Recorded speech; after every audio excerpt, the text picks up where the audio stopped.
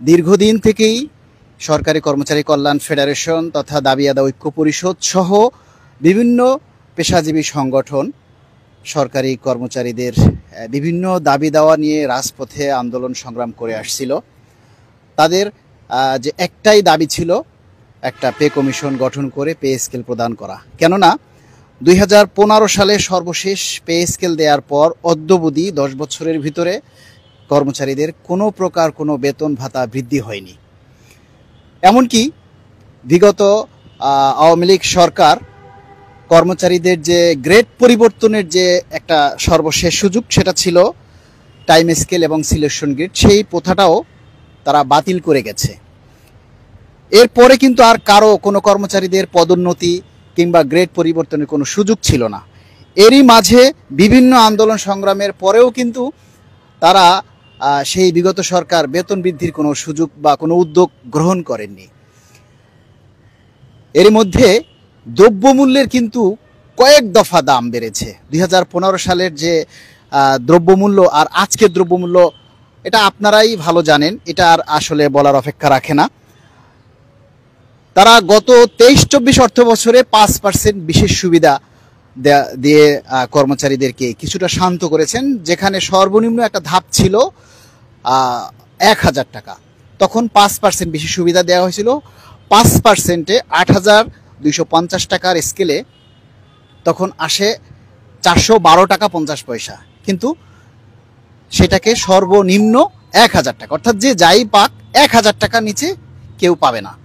কিন্তু সেই সরকার পতনের পর আবার আসলো বিপ্লবী সরকার, বৈষম্যহীন সরকার, যে সরকারের কাছেও কর্মচারী অঙ্গন থেকে বিভিন্ন নেতৃবৃন্দ, জাতীয় নেতারা বিভিন্ন আন্দোলন সংগ্রাম করে আসছিল একটার পর একটা। তাদের মাধ্যমেই কিন্তু একটা মহার্ঘ ভাতার কমিটি গত নভেম্বর-ডিসেম্বরে গঠিত হয়, যে কমিটিতে বিভিন্ন পত্রপত্রিকা মিডিয়ার মাধ্যমে উঠে এসেছিল যে সর্বনিম্ন 4000 টাকা বৃদ্ধি পাবে। কিন্তু তারা যেটা ঘোষণা দিয়েছিল যে আপনার জুলাইয়ের 1 তারিখে যে মূল বেতন আসবে সেখানে তারা বেসিকের সাথে যুক্ত করে দিবে। সেই কমিটিও কিছুদিন পরে মানে স্থগিত হয়ে যায়। এরপরে গত 20 মে অর্থ উপদেষ্টা আবার সে মহার্ঘ ভাতার বাণী শুনিয়ে কর্মচারীদেরকে একটু আশ্বস্ত করেছিলেন এবং তিনি স্পষ্ট করেই বলেছিলেন যে অ্যাক্টিভলি ওয়ার্ক করা হচ্ছে মহার্ঘ ভাতা নিয়ে। অথচ আমরা বাজেটে দেখলাম যে বিশেষ সুবিধা ঘোষণা করলো।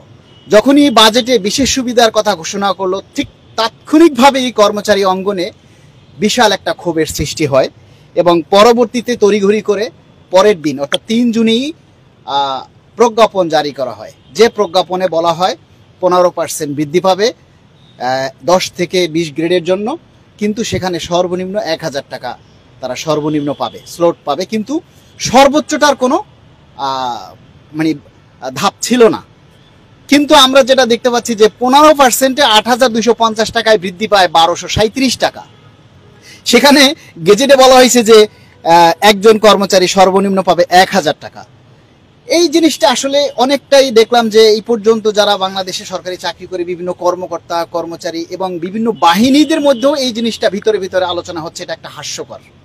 কারণ একজন কর্মচারী যেখানে সর্বনিম্ন বাড়ে 1237 টাকা, সেখানে আপনি ঘোষণা দিলেন 1000 টাকা, তাহলে এই 1000 টাকা কে পাবে? যে সকল সরকারি চাকরিজীবী ভিডিওতে দেখছেন, দয়া করে ভিডিওতে লাইক ও চ্যানেলটি সাবস্ক্রাইব করে আপনার সহকর্মীর সাথে শেয়ার করে দিন।